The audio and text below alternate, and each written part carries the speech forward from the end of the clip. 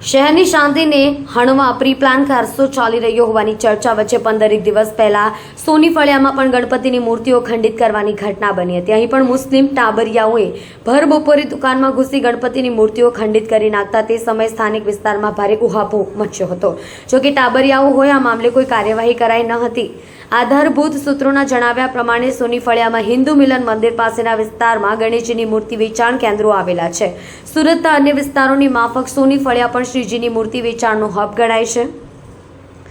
દરમિયાન 15 દિવસ પહેલા અહીં આવેલી એક દુકાનમાં શ્રીજીની પ્રતિમાઓને ખંડિત કરવાની નાપાક હરકત કરાઈ હતી। ભર બપોરે અહીંના દુકાનદાર મૂર્તિકાર દુકાનમાં આરામ ફરમાવતા હતા ત્યારે 3-4 છોકરાઓએ દુકાનમાં ધસી જઈ 5 મૂર્તિઓ ખંડિત કરવાનું અધમ કૃત્ય કર્યું હતું। આ વિસ્તારની 4 દુકાનમાં આ પ્રકારનું કારસ્તાન કરાયું હતું। બૂમાબૂમ થતા ભાગવા જતા આ છોકરાઓએ દુકાનદારોને સ્થાનિક રહેવાસીઓની મદદથી પકડી પાડ્યા હતા। ગણેશ ભક્તોની ધાર્મિક લાગણી દુભાઈ હોય ભારે હંગામો મચી ગયો હતો। બનાવની જાણ થતાં છોકરાઓના મા બાપે સ્થળ ઉપર દોડી આવી માફી માંગી લેવાઈ હતી। અઠવા પોલીસ પણ સ્થળ ઉપર પહોંચી ગઈ હતી અને મામલો પોલીસ સ્ટેશનમાં પહોંચ્યો હતો।